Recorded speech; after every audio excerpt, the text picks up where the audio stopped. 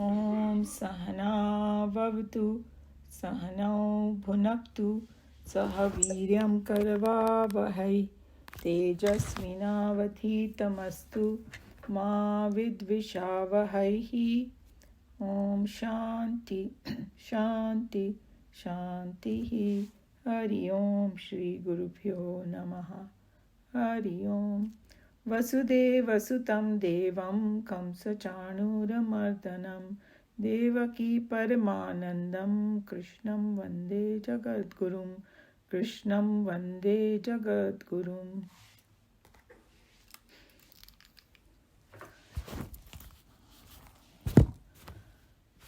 So today I'm going to summarize chapters. Recording आपने शुरू कर दिया? हाँ, कर दी. Thank you, Joe. I did. Meena ji requested that I summarize, so that's what I'm going to do. And I'm going to take this one approach. There's another Swamini from Chinmaya Mission. Name is Vimla Nanji, and she took a very interesting approach about asking questions. Hey, what is in this chapter, and then take it from there. And so it may not go by verse like that, but it will give overall picture, and that was the whole idea about it. So one thing that she said was very interesting. She said that meditation is in fashion these days. So everybody's buying this product. She said it has become like a stylish product, and there is a lot of feel good factor in it. She was saying that how everybody discusses like that, and then every day new techniques are coming. Everybody gets so confusing, and then people talk to each other. Have you tried this? Have you tried that? And we know, we can all identify with this, right? I remember that when we first started the Geeta class, there was a lot of discussion on meditation because a lot of people were bringing different things. And anyway, and then she said even these days what is happening is celebrities are, meditating. So, Oprah Winfrey meditate every day, and Clint Eastwood and this and that. So I thought that was very funny what she said. And she said these days also everything, meditation comes with accessories also. Meditation mat and, music and fragrance and and like when we were doing the chapter and Krishna Bhagwan ne bataya ki kaun sa mat chahiye, but he was talking about what, 5,000 years ago they were using and what, our Swamiji said that, hey, just put a blanket, just fold it and that'll do the job, because it is like why we need it. That's why, right? So all those things we have to think about. So she said, and then she, said it in a very interesting way. She said, so after hearing all this, you wonder, is meditation a style or a lifestyle? It's in style. So it's a journey or an end. What is this? Is it means or a goal? Those are good questions. What is it? Or is it a technique, or is it a process or a skill? What is it? Is it like a perishable product, or it's imperishable truth? So, we already have some of the answers, but the way she presented was so good, so I thought I'll share it with you. So we know that a lot of questions got answered in chapter 6, and we discussed it, that anybody who wants to know anything about meditation, if they go through chapter 6 thoroughly, they are going to completely know. There won't be any doubt कि मैं इसको पूछूं, उसको पूछूं, ये करूं या वो करूं. Nothing will be left to our imagination, So this chapter is called Dhyana Yoga. ध्यान, Hindi, Sanskrit में उसको ध्यान बोलते हैं. And there's another name for this chapter also, Atma Sanyam Yoga. So many places it will be Atma Sanyam Yoga. So what does it mean? Self-control. So in this context of meditation, here self-control means withdrawing into the self. Remember we discussed that here Krishna Bhagwan says we have to meditate upon the self. So the whole thing started from chapter 5th actually. The couple of verses of chapters 5 towards the end, verses 27 and 28, they summarize in the sutra form what the meditation was. And then this chapter 6 is like an elaboration of those two verses. So we have done it, all that in detail. So one of the question is, hey, who can meditate? So she said that it's something like this, that we have discussed that our body, mind, and intellect are our instruments, right? So, as a jiva, those are our instruments. So, and we saw and how in Kathopanishad there is a whole analogy of this chariot, that you are taking a journey, you are at a journey, because even in the modern language we say life is a journey, right? So we are taking a journey. So she said that it's like you're taking a long journey, you have to prepare the car. Right? So that's a very important point she made, so mind is the main thing over here, the vehicle over here for meditation. So that has to be prepared. The preparation of mind was very well explained by Lord Krishna in chapter 2, 3, 4, and 5, that how karma yoga is the one that prepares your mind for it. So because of this whole situation, if you go to chapter 6 in the beginning, one more time Krishna Bhagavan emphasized the karma yoga. So he kind of summarized that, hey, this is what you need to do. So basically, in the beginning, he just said that, no, let me put it this way. If we have too many desires and want to do too much here, this, that, and all, then we should still focus on karma yoga first. Because that means I'm not prepared. So, because meditation is more, she said, like being rather than doing. So if you want to do too many things, you won't be able to sit quietly then, because your mind will run into the world too much.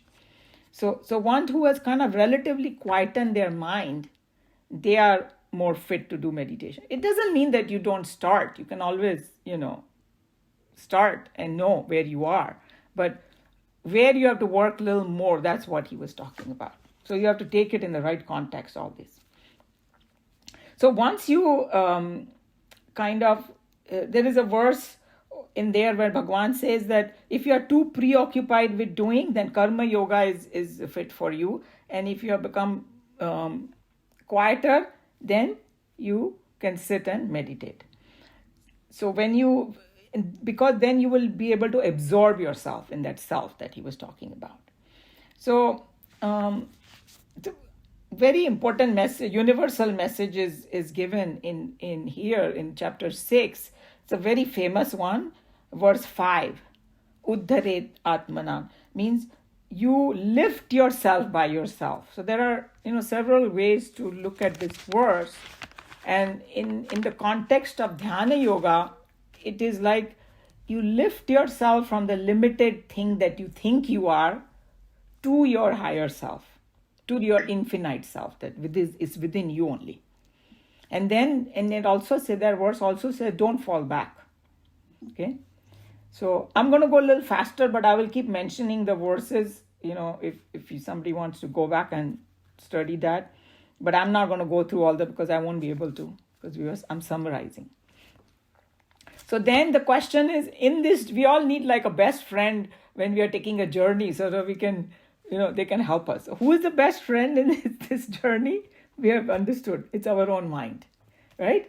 So in verse 5 and 6, he also talked about that the mind can be your friend or it can be your worst enemy. It can be your best friend or your worst enemy. So how can it be? Because if mind is under control, in your own control, then it's your best friend. If it's not in your control, it becomes your worst enemy in this journey. So that's what we have to remember. And then she also called another, that Vimla Nanji, she said that she calls this chapter Meditation Demystified. All these ideas that we have, it all gets shattered over here because the wrong notions that we, kind of think in our mind about meditation. So now the question is, she said... For 1 second. I'm sorry? Can I interrupt? Yes, for of course. 1 second? Yes. When you said mind is, your own friend or your enemy, and at one place I thought it said that you have God's grace, how you use it. So that means the higher power or the higher intellect, that's what we are saying, right? It's how you use that. So, yes. Okay, that's what I want you to confirm with you. Yeah, true. It's going to come. as we go further, because he called it buddhi grayam. Means you have to control your lower mind with your higher mind. And then in Kathopanishad, the sequence is coming that your indriyas, first it is the objects, then is the body, then it's the indriya, then it's the mana, and then it's a buddhi, and then it goes even further over there, Mahan Atma and all that. We are not discussing that right now. But so buddhi, and the buddhi has to be a pure buddhi. That's another very important thing, because you can always hold on to the wrong ideas and think you are doing so great, right? So that's it. Okay, when we say the mind is your best friend, so if intellect is not purified, let's put it that way, then what happens? Because then you will be doing wrong things. You will be doing all wrong things. So that's why Krishna Bhagavan warned it, that purify your mind first with karma yoga to a certain extent. Yes. Okay? Because otherwise you will sit in meditation and you may be doing something that is not really going to take you to your journey. Right. So it's like your car, analogy of the car. Your car has a lot of issues in it. It's going to break down in the middle. It's not going to take you there. So your body and your mind will break down. It will start running here and there, and you will start meditating upon wrong things. Okay. Yeah. Yeah. So many things come under this. That's why every verse is a loaded verse, and it has to be referred to with other verses for it to get its potency. We cannot take like the verse by itself. It is connected with a lot of different things. That's why this is a good idea to see it together, because then it will relate to each other. And that's why when I heard the Vimlananji's lecture, she was jumping from one to another, but it was still very cohesive, because all of them refer to each other. Okay. Yes. So now she was saying that, hey, who is a meditator? So she said, obviously body is important, but it is not the main thing in the meditation, right? Because body has to follow what the mind says, if the mind is higher. So, and then it cannot be like the indriyas, because indriyas are also at the lower state. So mind is the main thing. But mind also, actually it is the jiva that meditates. That's what she was trying to get at. That Atma doesn't need to meditate. It's already pure, right? And these other things are the instruments. So who is meditating? It's that ego or the jiva is the one who is the meditator, okay? Here. So we should understand who is meditating. And the next question is, what is the object of meditation, right? So now we learned without any doubt that Krishna Bhagavan wants you to meditate on the self. That's the final goal. And so now if I have to meditate on the self, what is the nature of self?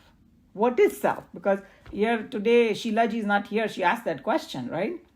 So I told her we have to wait, but then I realized that, and even Vimlananji pointed out, in 2nd chapter, it was already mentioned, few verses, about, there was a verse 17 of chapter 2, that avinashi tu tad viddhi, like this factor is all pervasive, indestructible. Nobody can destroy this. So there are a couple of hints already given to us that what is this self? So she said, if you don't know what self is, then what's going to happen? In the name of meditation, you will be doing something else only. So that's why it is very important. So on what you meditate, that's a very important. She said, of course, there are saguna sadhana is there, or saguna upasana they call it, like a sound of Om or form of Lord and all that. He's not completely saying, hey, don't do that. But we should know the whole picture, that these are saguna upasana, and then I have to graduate from it. These are very helpful in the beginning, but you have to graduate. So this is the most important thing, that you have to meditate upon the self. Remember that. And now the question is, what is the purpose of meditation, or the preparation, we call it, So then there is a verse 12 where he said, Atma Shuddhi ke liye, Atma Shuddhaye. So she was explaining that how the meditation itself also becomes a technique. Because you have to start somewhere. So what Krishna Bhagavan's advice was, you bring your mind to a certain level of purity. It's like entrance exam hoti hai, right? The fellow who's entering the college, he doesn't know everything yet. But is his mind capable of learning? That's what they find out by IQ or whatever they have, their exams and all that, interview and all they do. So that's how you bring your mind to a certain level. And after that, the meditation itself will purify your mind. Because she brought out something very, very interesting. And, we had talked about it, that she said there are certain subtle, deep vasanas in us that don't go away just with karma yoga. They are very deep rooted. Maybe in many different janmas it became part of us and things like that, right? She's saying that in the intense meditation, that will get exhausted. Because you have heard of it, that when people who meditate regularly in the correct fashion, their mind gets more and more purified. Because this is what happens. The deep-rooted vasanas get completely start going away. So that's a very important point, she said. And she said there are two meanings of Atma Shuddhe. One was this particular thing that I just mentioned. And the other one is, all these wrong notions that we have, removal of all the anatma, meaning that we superimpose upon ourselves. Wrong notions, wrong ideas. I'm the body, I'm this, I'm that. पूरी जिंदगी हम लोग ऐसे ही बिताते हैं, right? And पता नहीं पुराने जन्मों में, पहले वाले जन्मों में भी हम ऐसे सोचते होंगे. So all these mithya jnanam, she said, wrong knowledge also gets removed in this. Atma Shuddhi ho jati hai. So, and then with that process, you will realize your own self as a pure Satchidanand Brahman. That's the goal, right?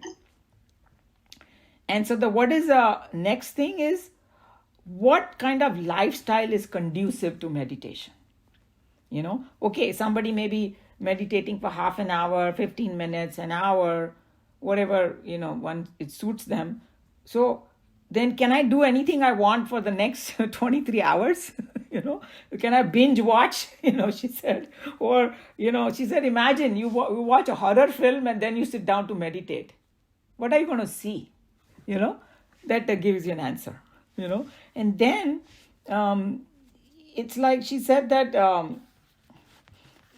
in very good instruction in this particular context is given, and we all know those verses well because we did it. Verse 17, yukta ahara viharasya, appropriate eating, sleeping, working, and entertainment. Balanced life. Itna kam bhi nahi khao, jada bhi mat khao. When we talked about khao, it also means with all five senses. That's a very important thing. So ye nahi ki khali khane ke bare mein bol rahe hain. It's like, too much sitting on the phone or too much indulging with your other senses. Music hi sunte rahe hain pura din. Like balanced.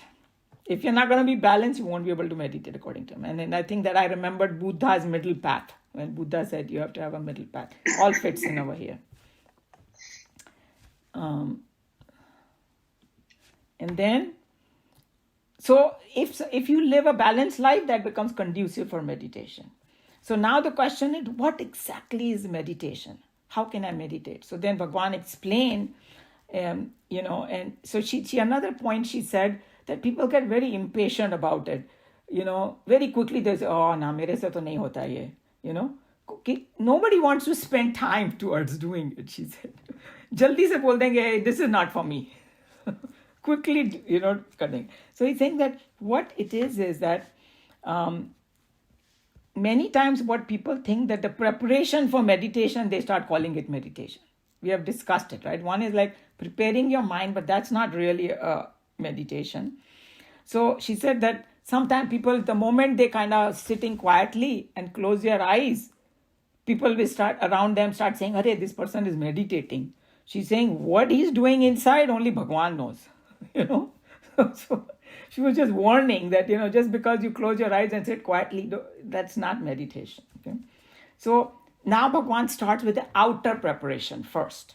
Okay, how to meditate after preparation. We did those verses.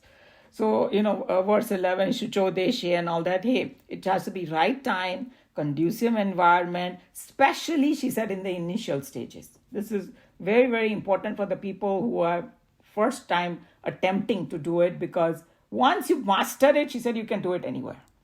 But if you don't do these things in the beginning, you will fail at it. So this kind of helps you. So we remember all those things, right? Krishna Bhagavan has said, you can go back to those verses. I'm not going to go too much in detail. It has to be clean place. And the idea is that if you sit somewhere where the mosquitoes and bugs are biting you and all that, you won't be able to, unless you become such a yogi that nothing bothers you, but we're not there yet. So just remember that. And not too much over sound, don't start meditating in the middle of the marketplace, some kind of chalk or something. So all those things. And then asana, he talked about that asana. It should not be too hard, neither too soft, because then you'll be uncomfortable. And then Swamiji was saying that how, it should absorb, suppose if you're sitting, if it's too damp or something, I think you won't be able to. You'll become uncomfortable. So ऊंचा भी नहीं होना चाहिए, नीचा भी नहीं होना चाहिए. कहाँ जाके ऊपर आसमान में कोई cliff पे जाके बैठ गए, I want to meditate, then you'll be afraid I'm going to fall. Common sense, okay, basically, okay. And then Vimlananji was saying that when she was learning from Swamiji, our Gurudev, Chinmayananji, one thing he really emphasized on, be still. And she said for the whole year he kept saying that. Because they call it asan siddhi. Like, मैं बैठूं, so I should just make a resolve, I'm not going to move. It's very hard. You can try because वही time पे itch शुरू होएगी, वही time पे ये होगा, वो होगा, फिर आसन सिद्धि नहीं होती है. तो बहुत जल्दी आदमी distract हो जाता है. So you have to practice that asan siddhi also. Hey, sit down, without moving. खुजली हो, कुछ भी हो, you don't move. Something like this. Because here Krishna Bhagavan had mentioned in verse 13, achalam and sthiram. Twice he used that word to become still. Because the whole idea is if your body is still, to that extent the mind start getting still. The body is very restless, mind also start getting restless, So that's what he was talking about. So that was a very important point. And then there is one word he used, nirashi. You have to become nirashi. मतलब हिंदी में negative connotation है कि कोई निराश हो गया तो मतलब depressed हो गया. Not from that perspective, okay. Nirashi means no expectations. She said कि we have such crazy notions about about meditation that keep discussing with each other. Oh, मेरा meditation आज बहुत अच्छा हुआ, नहीं हुआ, मुझे light दिखाई दी, ये हुआ, वो हुआ, some sound came. God knows, people have all these funny. I said, don't have those kind of expectations when you sit down. She's saying that, and also people get hooked to this feel-good factor. खाली उसी पर टक गए, फिर you will not reach where Krishna Bhagavan wants you to go, So he's saying all these crazy information keep popping in your head. You have to drop all that. And then there is another word he used, aparigraha. So on one hand, aparigraha मतलब बहुत सारी चीजों को इकट्ठा कर देना. परिग्रह means इकट्ठा करना. अपरिग्रह मतलब छोड़ देना उसको. So one is when you are sitting in meditation, there's a detachment. At that particular time for half an hour, you're not going to be attached to anything. No relationship, no nothing. Just you're a meditator. That's it. But in this context, all the wrong information also drop it. That was another meaning of aparigraha, she said, which was really good. And then there is another word he used in verse 14, vigatabhihi. Means koi fear nahi hona chahiye hame. Like, suddenly you say, if my mind is folded, where will I be? I'm going to lose myself or something. How will I know that half an hour is over? Say, we want you to lose yourself. Lose yourself, for God's sake. Because, these fears will come. Those are natural fears, and these are all for the beginners, And then another word he used was the brahmachari vrata. In verse 10, that's also very important because who is sitting for the meditation? What is the identity of that person? Because brahmachari means जो ब्राह्मण में विचरण करता है. Because हम लोग को brahmachari meaning का हमने उसका एकदम different meaning लिया है कि the one who is like is celibate or somebody who is like a swami or something. Okay, that's a one meaning that we kind of in the language we use, but that's not what it meant over here. When they say brahmachari vrata means at that point I'm only a seeker. You have to drop all other identities and relationship, because she said she gave a very good example. She said, who is sitting for the meditation? If a mother will sit for a meditation, you know who she's going to meditate upon, her child, right? So your role is very important. Some people have another way to put this thing. At that time, it's only you and God. No, nothing else is important at that time. That's what it means by brahmachari vrata. So, and then there is another word he used, Krishna, mat paraha, in verse 14. So what it means is that when I'm sitting for meditation, that is my highest goal for that moment, or not for that half an hour, whatever time. That's the very, very important thing that I have to tune my mind to, that right now this is the most important task of my life. Because if you think any other thing is more important, your mind will run there. मुझे ये करना है, मुझे वो करना है. Moment some other thought will overpower कि oh that's more important right now, you will not be able to sit. So अगर कोई बहुत important काम है उसको करके फिर बैठना. Don't start meditating upon that. At that time, at that particular moment, when for that particular time, you have to be matparaha, means highest goal. So and the other question is, okay, a little more I want to know. What is meditation? So he gave this 2-step thing, very famous verse, yato hi nischarati, verse 26, where he said, withdrawing your mind from the world, from the external world, and absorbing within. That's the process that we have to, that's what the main focus is over here. And then once you are done that, remain within the self, don't project out. Those are his words. I'm just saying in English translation of those verse 26. So then, now the question is, okay, if mind has become my friend, what is the role of my mind in this meditation? So he said, yeah, this is where, Meenaji, your question will get answered. Buddhi graye. You hold on with your buddhi to your lower mind. But what kind of buddhi? But there is one more very important thing. Towards the end, we have to drop the buddhi also. So buddhi is used like a pole to jump high. Like that.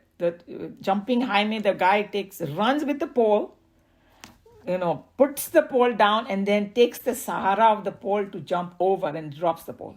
That's exactly what the buddhi's role is. So what type of buddhi they are talking about? Of course, pure buddhi. But what entails in pure buddhi? The buddhi that does not have those, we call it for children, we call it 6 sharks in us, in our mind. Kam, krodh, lobh, moh, mad, matsarya. So obviously, we are not at the stage कि सारा का सारा ही निकल गया और हम एकदम pure हो गए, तब तो हम लोग सीधा ब्रह्मन ही बन जाएंगे. To an extent, उसको कम करो.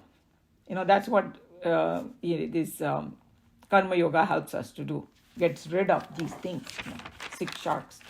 And then also the buddhi has to be viveki buddhi, means that can distinguish between real and unreal, atma and anatma, that whatever we have learned. Because, like sometimes, if you superficially study Gita, they may just read it, but they still don't believe in that. I don't know whether it's really there. If you have all these doubts, it's not a viveki buddhi. Firmly, we have to believe that real and unreal, So, and it's called sukshma buddhi also, subtle mind, And another very important, ekagra buddhi, she said. जिसको concentrate कर सके, focus कर सके. And we know in the worldly things also, if we want to get something achieved, we have to have a ekagra buddhi. So इधर के लिए और भी चाहिए हमें ekagra buddhi. So obviously mind that is restless will not be able to meditate. So these are all the things that buddhi helps us to keep it under control. So another thing which Vimlananji, she said, that with this buddhi, a lot of patience is required, because Krishna Bhagavan already said, shane shane, slowly it's going to happen. It's not going to happen overnight.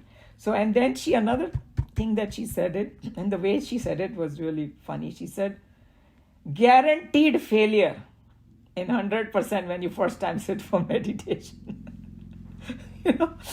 Yeah, this is one thing that guaranteed failure. Second time also, third time also, fifth time also, God knows how many times. So just expect. So that's why she said, don't have them high expectations. So then each day you have to deal with your mind.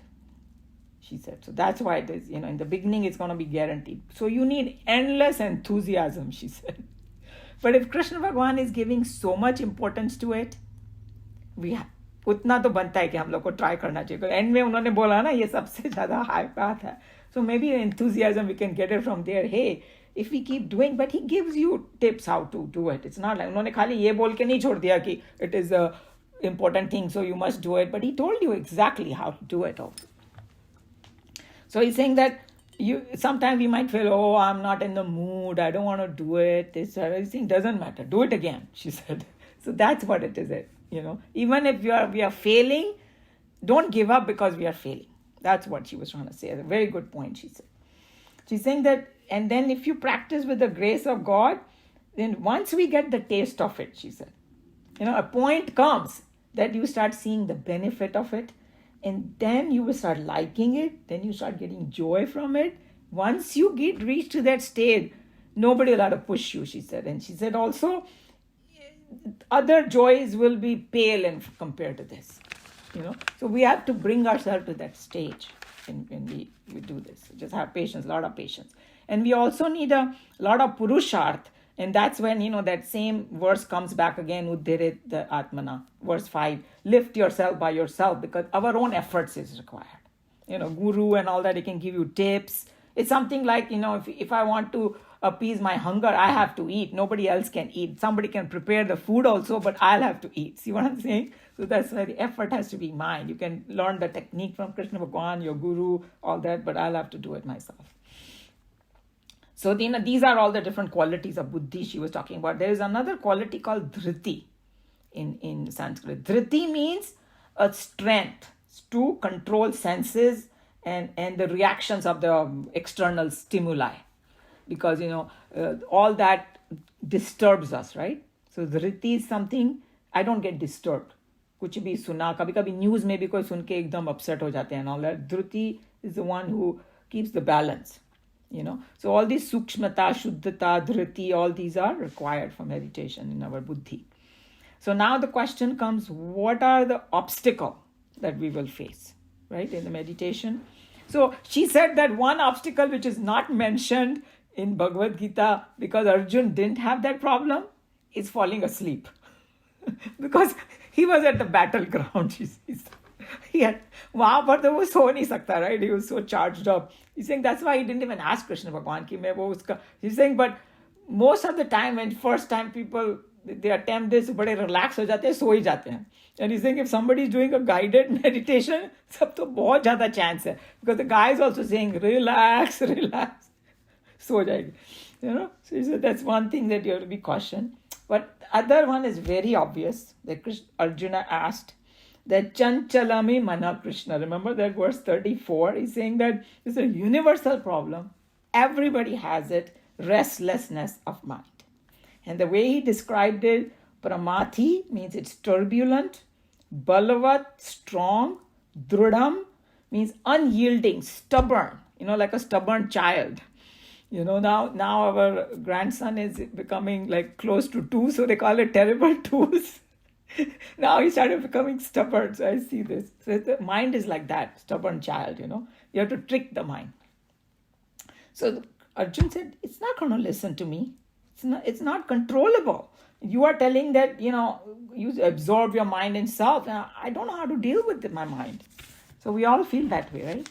So then Krishna Bhagwan says, I agree with you, but, and then in verse 36, there is something, कि उसका उपाय है, शक्यो upayatah, word upay use किया हुआ है in Sanskrit में. She said that every problem has a solution. Okay, so that's what we have to remember. What is the solution? Abhyas and vairagya, he says. Abhyasena tu kaunteya, vairagyena cha guriyate. Practice. So she said that Gurudev, our Chinmayananji, used to say that meditation is a knack, it's a skill. He described that. So every skill can be mastered according to him. So just look at it that with practice, every skill. We know that. Even, I didn't know much cooking when I got married, but over so many years, now I can cook. I can, if somebody tells me to make a roti, I can just whip it out in 5 minutes, skill. I master it. So that's what he's saying. That, okay, you can do it if you just keep trying, practicing. So he's saying this, when people say, oh, I don't know how to do it. Hey, have you given it a good chance? Have you practiced it? Because she said for some reason, puja and japa and all that looks much more easier. Because, you get a kind of immediate result. थोड़ा सा मिल जाता है, शांत हो जाता है मन. And I was thinking about it. पूजा सब लोग को बहुत पसंद है. Because end में प्रसाद मिलता है, खाना मिलता है. यहाँ कुछ नहीं. यहाँ का प्रसाद है कि भाई शांति, मन की शांति मिलेगी. Which is a bigger prasad. But it takes time. It's not like, it's a subtle kind of thing. So I thought that was an interesting point she said. And she said another important problem that people face is that we have to form a thought that I am Brahman, I'm infinite. You think that how to form that thought? It seems so impossible. We feel so limited in our life that, it's hard to get to that stage. So that's why that's why we have to keep doing that abhyas. And, we discussed it that vairagya is once the knowledge gets firm in us, that's when the vairagya comes. When we know that the world is manifestation only, unreal, and Atma is real, that's when it's going to come. And then the question come, okay, what is the result of meditation? So Krishna Bhagavan mentioned that in verse 15, Paramam Shantim, endless joy you get, And then there is a Christian word, if you have heard of a beatitude, they call it. Beatitude means peace that passeth all understanding. Means peace itni pure peace ki nothing will affect it. Who will not want that? So we always get disturbed by so many things. Once you get that, nothing gonna disturb you. So that is, and then other word he uses, paramam labham, supreme gain you will get. That's verse 22. He mentioned that. So now the question is that, okay, the person who has come to that stage is able to meditate at the highest level and, connect to the self. What is the vision of that person, of that realized master, who's achieved it, the goal? So then the vision is mentioned in verse 29 and 30. Sarva bhutat atmanam. Sarva bhutani chatmani. He sees, how does he see the world? He sees the self in me is the self in all. That's how the final experience he has. So he sees himself in everyone and everyone in himself. That oneness suddenly comes in him. And that is the most beautiful vision that Bhagavad Gita is talking about. And then what happens? He sees Atma, Sarvatra wo same Atma ko dekhta hai. I forgot to mention the verse over here, but there is a verse where he says that he sees, you become sensitive to everybody, and the kindness and compassion bubbles through you because you see that oneness. So that's why the real compassion comes when you feel the oneness. And because we got this great vision, that's why that compassion flows from you, And then, so how are they to the world outside? How do they interact with the world? They see the same Atma, so they have equipoise with everybody, And then, so there are 3 different things always mentioned in Bhagavad Gita. At the body level, it's like heat and cold, okay? And at the mind level, sukh and dukh, because mind get dukhi and sukhi. And at the intellect level, man and apman, किसी ने मुझे मान दिया, किसी ने मेरा अपमान किया, that is at the intellect level. उस सब में वो सम हो जाता है. He won't get affected by all these. So now we have to understand in the correct context. ऐसा नहीं कि वो कोई self realize होता है, उसको ठंडी लगती नहीं है. उसमें वो dwell नहीं करता है, because he knows, it's a changing thing and all that. So he doesn't dwell on it. If he can do something, he will do. If he cannot do, he will accept it. That's how. And then the other word he uses, samaloshta kanchana in verse 8, that a lump of earth, a stone or a gold, is same, but you have to see this in the right context again. He gives the right value to the right thing. ऐसा नहीं कि वो gold लेगा तो फेंक देगा. He will know that gold can, get him some, useful utility is there of gold, but he will not over, क्या बोलना चाहिए, importance to it. Like किसी के लिए money भगवान बन जाता है or something like that. So he will know what value to give what. He gets more smart, I would say. And then how is he towards the people? And there is a beautiful verse 9 when he said ki all 4 different kind of people, or 3 different kind mainly: friend, enemy, or indifferent. Somebody, he doesn't care about you. सब में वो समान दृष्टि रखता है. They're same to everybody. He doesn't get carried away, in other words.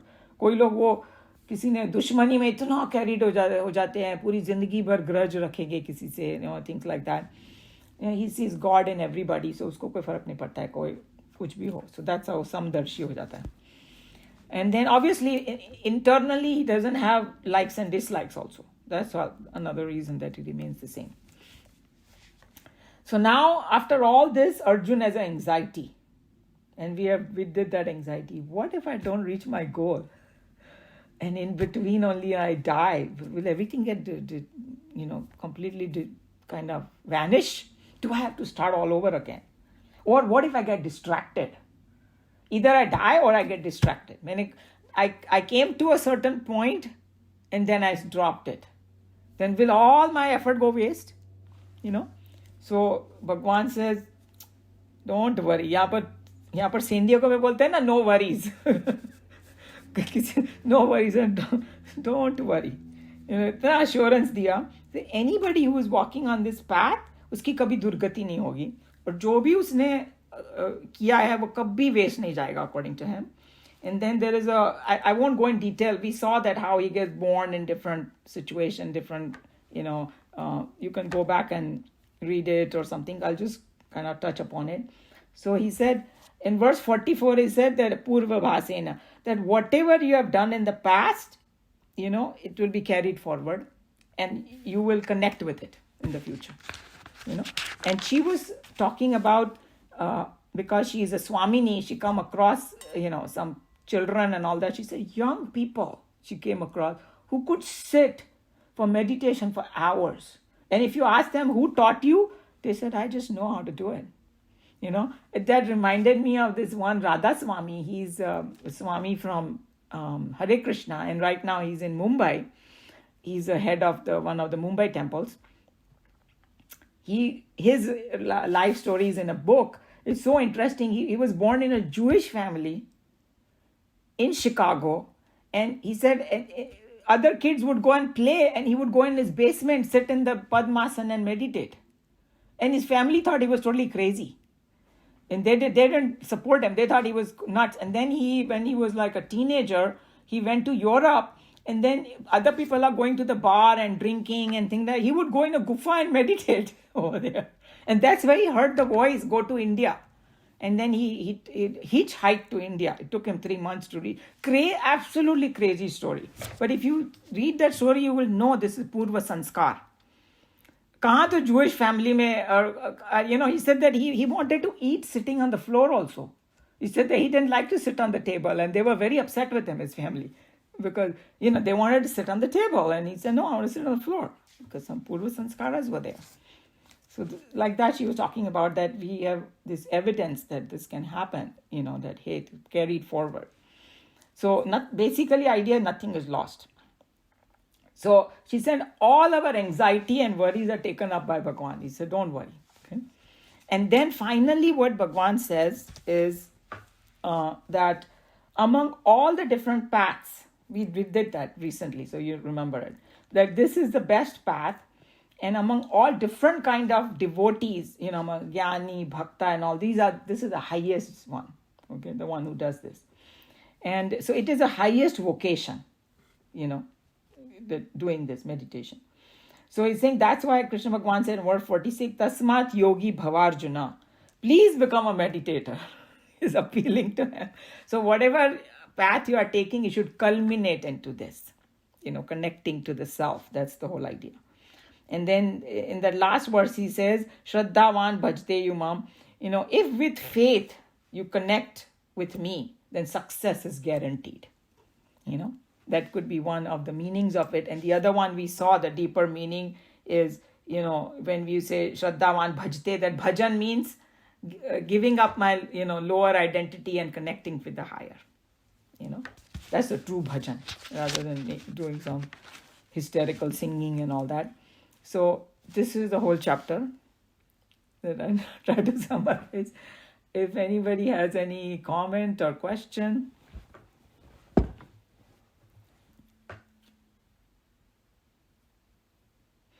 So Meena ji, did that help? I can hear you. Definitely, yes, yes.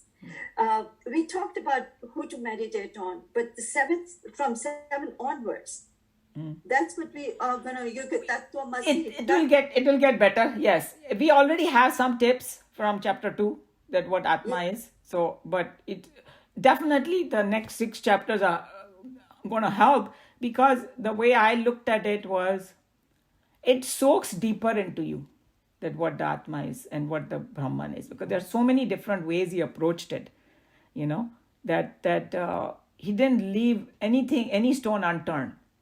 From the worldly perspective, from the mind perspective, and from so many different ways. And prakriti, hey, what is nature? He called it is a lower self and higher self. Yeah. So many different ways. And in the chapter, even later on, even after the 12th chapter 13 is also like field and its knower. Seer and see. Yeah, and all that. So it continues till the chapter 18 for sure. So that's why when that Nikhilanandji talked about that Bhagavad Gita, you have to take it as a whole. You can't just pluck one flower and do it. So I think what we are doing in this group is going to help us, that try to understand every verse is important. Yes. If you think about it, it was no word was mentioned over there which was just useless. It was पूरा सार उन्होंने 700 verse में दिया है. तो किसी को अगर भगवद गीता अच्छे से आ गई, वो ठोक बजा के बोल सकता है मुझे वेदांता आता है. At least I know. I am sort of. I realize it. Yeah. Means at least you have a glimpse of what Vedanta is, right? Because he's already even the sar of Vedas is in Upanishad, and the sar of Upanishad, Krishna Bhagwan brought it, and he brought it from a very human perspective, common man's perspective. Or this Arjun's question, hey, my mind is so strong, I don't know what to do. Hey, what if I die? All those questions come to us. Because like in our 10th grade, one of the girls asked, hey, why did Krishna Bhagwan, not teach this to Duryodhan? Because then he would have not done the war. That was a good question from a 15-year-old. Arjun was already a pure soul. So it's like, hey, Duryodhan doesn't want to listen. You can only tell somebody who is ready. And even in Bhagavad Gita, Krishna Bhagwan didn't speak in chapter 1. He kept total silent until Arjun in chapter 2 said, I'm confused. Usko khud hi ko pata chal gaya ki main confused hu. And I think I'm thinking all wrong. And I don't know whether to do this or that. You become my teacher. Suddenly usne guru ka pad de diya wahan pe. Then he started talking. So that's why I think that the whole Bhagavad Gita is very important. It's going to get better as we go to chapter 7. Umaji, I have Prabhakar here. Yeah, Hari Om. Yeah, I have, I'm feeling a little bit better. Good, I'm glad to hear. That's the reason I'm not, I just did not open my video. That's fine. I just have 2 questions. One is, Krishna Bhagavan has been encouraging Arjuna to do karma yoga. That means he need to fight against the Adharma, against the Kauravas. At the same time, he is also, in this chapter, you mentioned that becoming a meditator. Meditation does it contradict, or is it synchronizes? How do we really interpret this? Okay, so the way you interpret it, that here, it's like when he told Arjuna to fight, we should not say as though he's just speaking to Arjuna. He's telling him to do his duty correctly. Yes. Right? Yes. So yes. You are a doctor, so your duties are different. I'm a homemaker and I'm a Balvia teacher. My duties are different, right?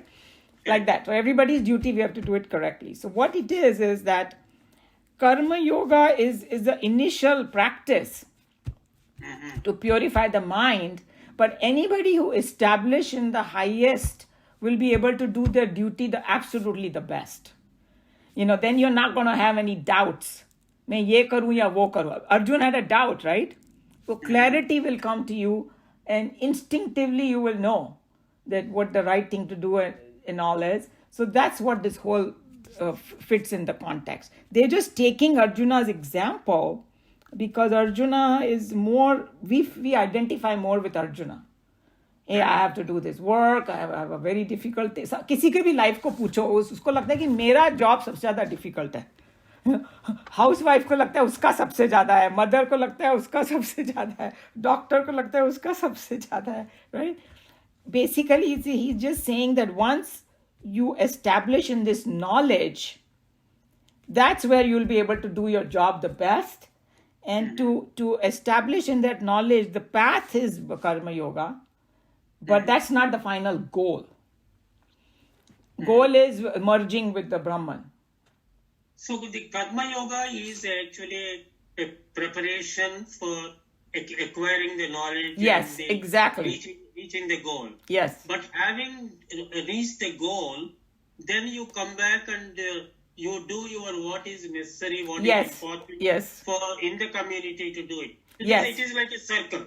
Yes. It is like a circle. Absolutely. You got it. It's like a circle because the person is not going to, there are some people who will sit in the gufa and meditate. Unka path alag hai, nivrutti path. But most of us, we will be coming back to the world. And, even the people who want to sit in the gufa, unke guru unko dhakka maar ke bhejte hain. Hey, don't sit in the, go do some work. If you see all the biographies, you will see that. And sometimes there is exception. Like in Chinmayananji's case, his guru said, why are you wasting your time? And he said, no, I'm feeling this strong urge that whatever I have learned, I want to go and teach people. So therefore I gave him the blessing. But if you see Yogananda and, some of the other people, Vivekananda and all that, their guru said, hey, you got a job to do. Don't just sit and meditate 24 hours, Go and, because it feels very good. No, you got to go and sweat and blood you have to give him because there are people waiting for you to help them. So what basically it's over here that it's called Brahma Vidya and Yoga Shastra, it's called, this Bhagavad Gita. Brahma Vidya is that highest goal, merging with the Brahma. Yoga Shastra means the means to get there. It's a Shastra.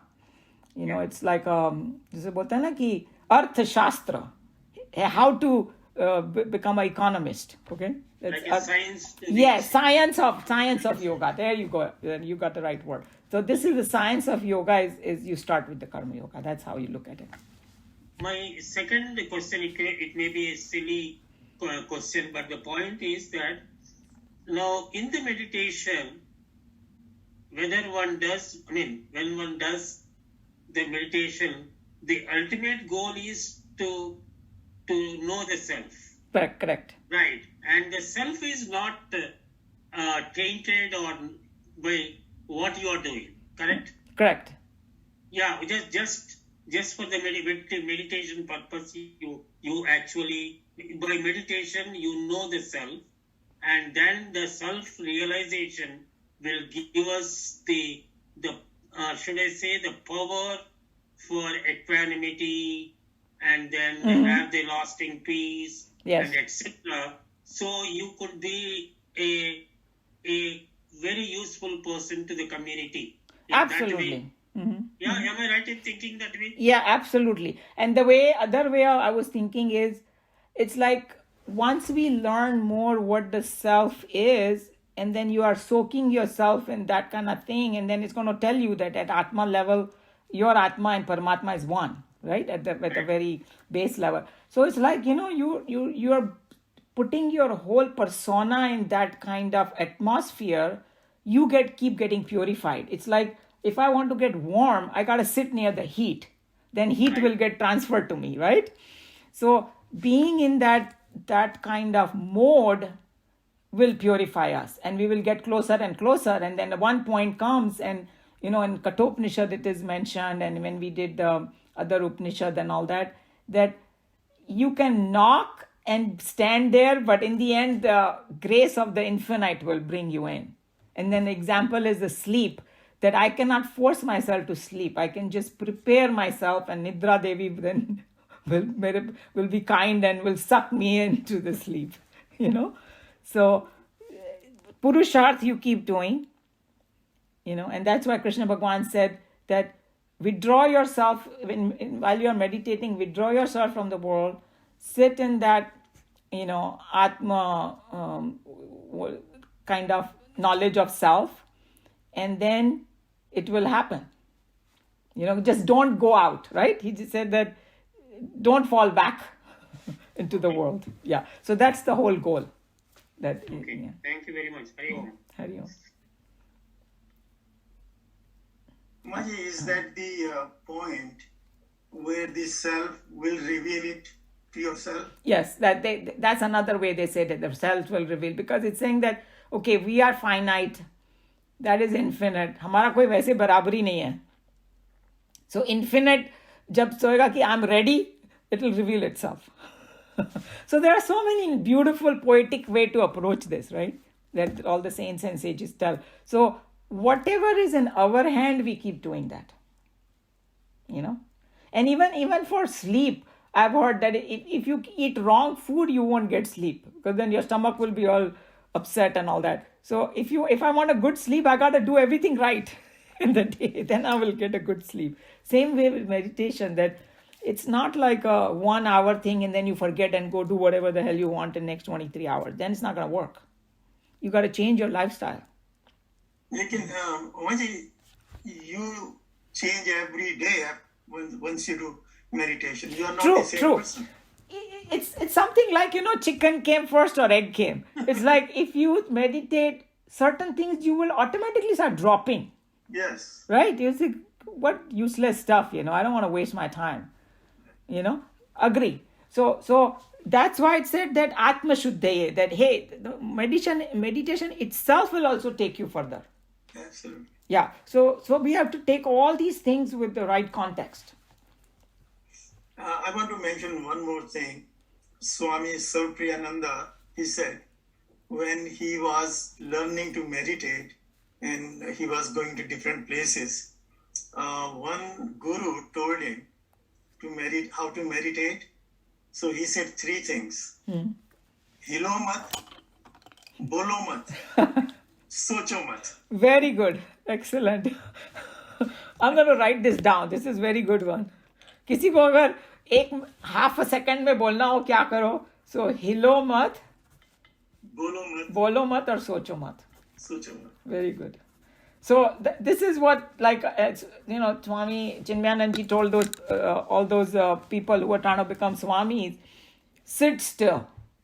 Sit still. So he's saying that, what do we do more? Go sit still. That's still maybe ये तीनों आ जाता है. Yeah, true. Very nice. Anybody else has any good wisdom? I don't have wisdom, but I just wanted to ask you. I mean, if you're sitting, as you mentioned, even if you itch or something, if you feel cold, if I don't do anything about it, my attention, my mind is going to go there. See, so that's you have to evaluate it yourself. A stage comes, that even if the itch comes and you have that strong sankalp that you're not gonna do, believe me, it'll go away. But you have to bring your mind to that. But in the beginning stages, I would say, if you're feeling scratchy, then scratch and sit, because otherwise your mind will go. If your mind is again and again going over there, it's not worth it. True. But what they were trying to, that's why it's called Asan Siddhi. By practice, you can increase the time. Because I know that if I see myself, like 30 years ago, I couldn't even close my eyes for 2 minutes. I would start feeling so uncomfortable. Now I can do longer. See what I'm saying? With practice, it does make a difference. Even like I remember that when I was a teenager, I wanted to learn sitar. So I went to the class. And the first 2 or 3 classes, he just told us how to sit and how to hold the sitar with one hand. That was a whole class.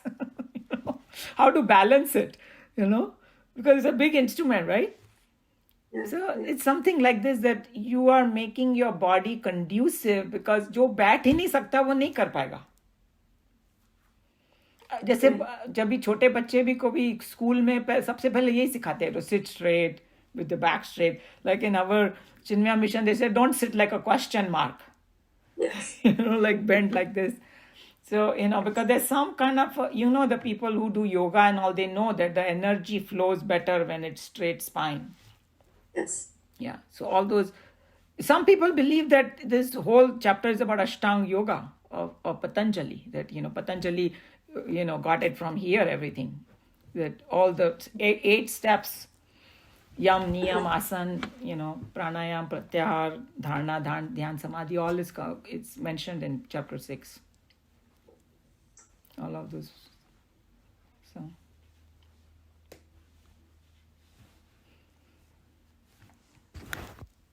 Any other question, comment? Okay, then I'll close Bhagavad Gita. Thank you. Thank you. It was great. I enjoyed doing it, and I'm glad. Sarvadharman parityajya mamekam sharanam vraja aham tva sarva papebhyah mokshayishyami ma shuchah. Hari Om Shri Gurubhyo Namaha. Hari Om.